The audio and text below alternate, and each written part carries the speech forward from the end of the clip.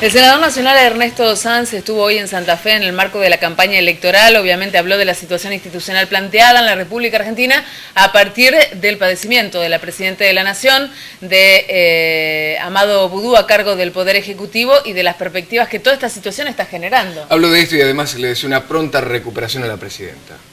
Primero, como corresponde, lo más importante es que le deseamos a la Presidenta una pronta recuperación. Es la primera magistrada del país y quien nos representa a todos y deseamos que esté prontamente otra vez en funciones. En segundo lugar, más allá del episodio en sí, creo que esto nos obliga a hacer un serio análisis de las consecuencias institucionales que tiene en el país, habida cuenta que el presidencialismo en los últimos años ha tenido una enorme profundización a través de la concentración y la acumulación de poder y de facultades en la figura de la Presidenta, y eso que hace que hoy, cuando una cuestión que debiera ser normal en términos institucionales, que es que un presidente pueda sufrir una indisposición o una enfermedad, en la Argentina se transforma casi en una crisis de Estado. Por lo menos esto es lo que uno advierte del debate público. Se ha concentrado mucho poder en la figura presidencial. Esto tiene que ver con que ha habido una suerte de contrarreforma constitucional en los últimos años. La reforma del 94, que acá los santafesinos la conocen mejor que nadie, porque se hizo acá, trajo muchas herramientas para atenuar el presidencialismo. Todas ellas han sido desvirtuadas y entonces, digo, hay que analizar y reflexionar para volver al equilibrio. Un equilibrio que también se logra, obviamente, equilibrando las cargas en el Congreso de la Nación, como acaba de decir Mario Barletta. Por lo demás, no veo que haya ninguna dificultad, salvo, bueno, que por estas horas, si le toca asumir como presidente al vice, es una persona que no tiene toda la legitimación social que uno quisiera para estos cargos, ¿no? Vamos a hablar de la situación de Cristina Fernández, del estado del cuadro de salud que presenta, y por eso convocamos a un amigo de esta casa, el doctor Alejandro Musacchio, que es médico neurocirujano. Doctor, buenas noches, gracias por aceptar nuestra invitación. Buenas noches, ¿cómo le va? Creo que uno de los hombres más solicitados hoy en los medios locales, ¿no? Estuve dando un raid mediático. Bueno, suerte que pudo organizarse y cumplir con todo, como corresponde. Un poquito por teléfono, bueno, un poquito personal. Está muy bien. Doctor, ¿qué es lo que tiene Cristina Fernández por lo que se ha difundido, digamos, por lo que se conoce sobre su estado de salud? Bueno, a ver, lo que tiene es una colección subdural crónica. ¿Qué significa crónica? Significa que se ha formado con el tiempo. Esto es, se produce por un traumatismo que habitualmente es banal y siempre se produce en las personas de edad. No se produce en las personas jóvenes, porque la relación entre el continente, que es el cráneo, y el contenido, que es el cerebro, es mucho menos estrecha. O sea, en una persona de edad siempre existe un espacio, porque el cerebro, por la misma involución que vamos teniendo en el organismo, se va achicando un poquito y queda un pequeño espacio. Eso le permite movilizarse al cerebro en el interior del cráneo, de la caja craneana. Existen unas venas, no arterias, que van desde la corteza cerebral hacia una membrana que está entre el cerebro y el hueso, que se llama dura madre. Un golpe banal en una persona de edad puede provocar, ahí estamos viendo, lo que se ve a la izquierda es la imagen negra, es un hematoma subdural. En el centro también, la imagen de la derecha, todo eso es un hematoma subdural, está comprimiendo el cerebro, es líquido que se encuentra entre el cerebro y el hueso. Eso se produce por un pequeño golpe que la gente nunca más se acuerda. O sea, yo no me golpeé nunca, dijo, y tiene un hematoma subdural, y el hematoma subdural es traumático. Es un traumatismo banal, entras en el auto y te golpeas la cabeza, te golpeas con una alacena de la cocina, estás bañándote y te golpeas con... sin querer. ¿Y la aparición de los síntomas es tardía? Y la aparición de los síntomas es tardía. ¿Por qué? Porque esa venita se desgarra, entonces produce una pequeña hemorragia. Bueno, por ahí es más grande, por ahí es más chica, depende de la localización. El organismo trata de esa pequeña lámina hemorrágica de organizarse, de absorberla, le tira circulación, o sea, hay un mecanismo angiogenético, entonces la trata de disolver, pero erróneamente se transforma como en una especie de tejido. Y ese tejido tiene un alto poder de absorción porque tiene muchas proteínas y empieza a absorber líquido. Y el líquido empieza a formar lo que se llama el hematoma subdural o la colección subdural. Entre dos pequeñas paredes que forman esa membrana que se organizó, la organizó el organismo, sí, en base a un pequeño coagulito. Entonces empieza a crecer porque va absorbiendo líquido. Entonces se transforma en algo que va creciendo, creciendo, creciendo y va comprimiendo el cerebro desde afuera. Esa es la historia. Hay más grandes, más chicos. Habitualmente, entre los 15 y los 30 días es cuando aparecen los síntomas. ¿Cuáles son? Depende de dónde esté localizado. Empieza con dolor de cabeza importante, porque si es muy grande, ocupa un espacio en el cerebro. Una presión. Tiene una presión, se genera una presión donde el contenido y el continente se desequilibra. Empieza con vómitos. Y si está localizado cerca de un área motora, empieza con un déficit motor. Y cuadro confusional, y depende de la gravedad del hematoma. En este caso, yo creo que no ha sido muy importante el hematoma. Es más, lo que decían es que había entrado por una arritmia cardíaca a hacerse un control. Sí. Y que porque comentó que tenía dolor de cabeza, le hicieron una tomografía.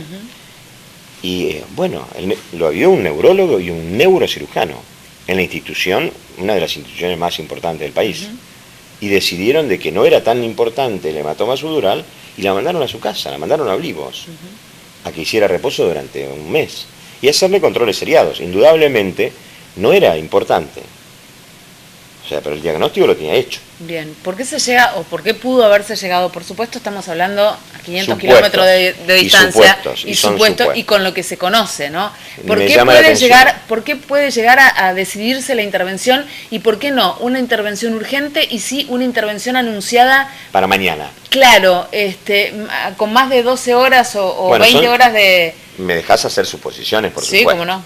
O sea, yo creo que si pudo haber tenido síntomas que pueden ser objetivables o subjetivos, y va a la consulta, la presidente al neurocirujano de la Fundación Favaloro le hace una tomografía y dice no voy a esperar que se agrave, aunque no le pueda objetivar una sintomatología en un brazo.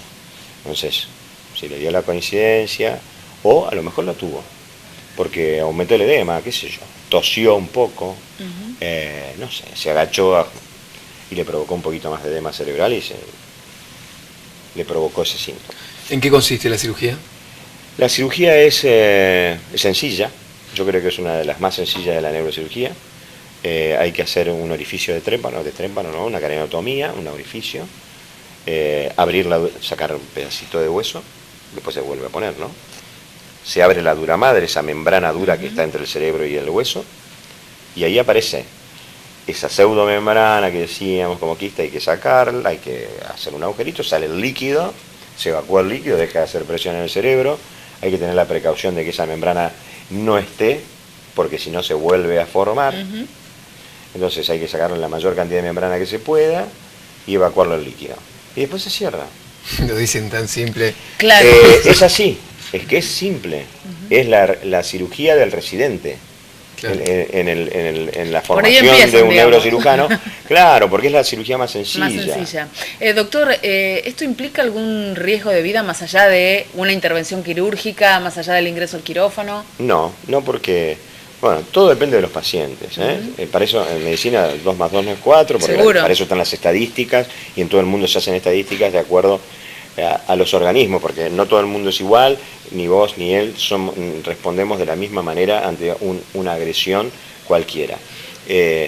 Pero yo creo que si las cosas se hacen como corresponde, está en un lugar de primera línea, con un neurocirujano de primera línea, tiene que hacer todo como yo acabo de decir. O sea, tiene que salir todo perfecto, le dejan el drenaje, a las 24 horas ese drenaje de 48, de acuerdo a lo que disponga el neurocirujano, se le saca, se le hace un control postquirúrgico inmediato, se ve si se ha formado, se ha ido todo el hematoma, se le hace un control unos 2 o 3 días después, y yo creo que se va a su casa en una semana como máximo, y va a estar, para recuperarse, volvió su cerebro a su lugar. Ella fue en auto, a la Fundación Favaloro hoy al mediodía.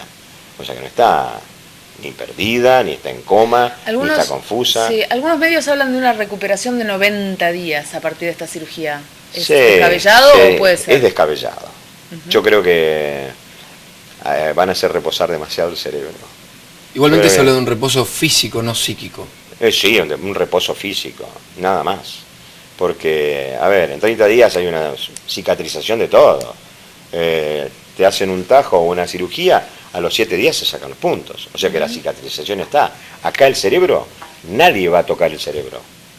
O sea, lo que se hace es evacuar un líquido que está por afuera del cerebro y que lo único que está haciendo es comprimiéndolo. Pero nadie va a ir a tocar el cerebro, donde uno puede decir, bueno, sí, vamos a dejar que el cerebro se cicatrice. Acá no hay necesidad, porque el cerebro no está dañado, está apretado. Es altamente calificado el equipo de profesionales que está atendiéndola, ¿no? Usted tiene conocimiento de eso. Seguro, los conozco. Y después de toda esta historia mediática, el neurocirujano que estuvo con la Nata, me parece, que le hicieron, fue el neurocirujano jefe y ahora es el consultor del FLENI, que es Jorge Salvat, ayer dijo lo mismo que yo estaba pensando, es exactamente lo mismo. El hematoma subdural hay que esperarlo, el 80-90% se reabsorbe solo. Y los otros, bueno, hay que resolverlos quirúrgicamente, pero hay que esperarlos. Hay que ver si empiezan con síntomas, si no empiezan con síntomas. No hay que tener apuro, hay que operarlo cuando debe operarse. La presidenta, ante todo, es un ser humano. ¿Cómo reacciona un paciente, un humano, ante este tipo de, emocionalmente? Con un estrés tremendo. Vos te imaginás que te digan tenés un coágulo en la cabeza. Para explicarle, tendrés que explicarle todo esto y que bueno, que tenés que cuidarte, que tenés que hacer reposo, que no tenés que hacer actividad y que bueno, existe la posibilidad que lo tengamos que sacar. No debe ser muy fácil sentarse aparte enfrente de ella. Aparte hay que pelarle el sector, hacerle claro. una cicatriz y bueno, abrirle el cráneo y no es fácil. No es fácil como cualquier cirugía, ¿no? Seguro. Doctor, más allá del tiempo de recuperación, ¿puede traerle alguna consecuencia, digamos, de carácter ¿Secuelas? Transitorio o permanente? No. Vuelvo a decirte, esto no está en el tejido cerebral, está por afuera. Es una colección. Es lo mismo que, ¿cómo decirte? No interesa ni siquiera los surcos del cerebro, nada. O sea, esto está totalmente extracerebral. O sea, por eso no se va a tocar el cerebro, lo que hoy decía. Entonces, al no tocar el cerebro, claro, no hay cicatrización del cerebro, lo único que hace es que el cerebro vuelva a su lugar, que su complacencia vuelva a estar en su lugar. Y listo, ahí ya está, se terminó, es una colección. No es un hematoma intracerebral donde uno tiene que ir a abrir el cerebro para ir a ese lugar. Esto no, esto está por afuera. Es imposible no comparar esto mediáticamente, sobre todo con el tratamiento que se le dio a la enfermedad que tuvo la presidenta, la operación que tuvo de un quiste en la tiroides. Un nódulo tiroideo. No, el nódulo tiroideo no tiene nada que ver, o sea, qué sé yo.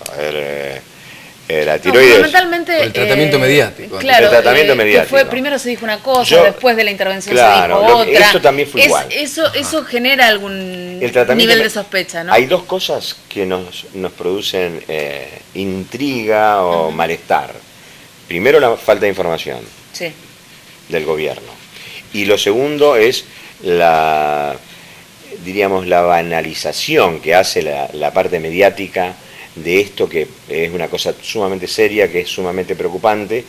Uno ve en los programas de televisión, en lugar de llevar a un especialista, hoy a la mañana estaba un genetista, que tiene que ver, un dietólogo, un programa, opinan, y uno no sé qué, con un jopo, que era terrible, era impresentable, hablando del hematoma subdural, en lugar de tener un neurocirujano puesto ahí. Claro. Tenés la Fundación Favaloro, el FLENI, la Sagrada Familia, institutos de primerísima. Claro, sobre todo nosotros en el interior tenemos profesionales muy destacados. Imagínense, en Buenos Aires debe ser cuestión de levantar un par de teléfonos. Un teléfono, le llamás a Pedro Lilica, a Jorge Salvat, como lo hizo la Nata. La Nata lo llamó a Salvat, no llamó a cualquiera.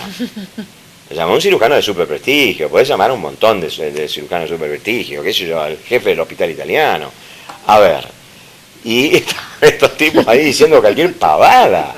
Faltó alguien que le tirara las cartas, pero a ver cómo iba a salir la operación. Supuesto, y salió a opinar de una eso, señora Guarda, de que decía que el colágeno por el estrés había desaparecido, entonces que el colágeno afecta a las arterias y por eso ella tuvo... A uno que no sabe nada de estas cuestiones. A uno que no sabe nada de estas cuestiones, algunas cosas les suenan ridículas, me imagino ustedes. Me quería morir porque decía, ¿cómo? En un programa de televisión, lo ve todo el mundo. Claro. Una persona que esté hablando de la presidenta y de las posibilidades y de... Bueno, por algo no le dieron importancia y por algo no le delegaron en ese momento del sábado toda la conducción del país a Vudú. Le dijeron, anda a los actos oficiales. Claro. O sea, no le dieron importancia, indudablemente. Ante la aparición de estos síntomas, bueno, hay que resguardarse. Seguro. Yo, neurocirujano, hubiera hecho lo mismo. Hubiera hecho lo mismo, seguramente. Sí. No quiero complicaciones, es la presidente. Lógico. Hay que evacuar, aunque sea así finito, hay que hacerlo, aunque sea con una pipetita, hay que aspirarlo.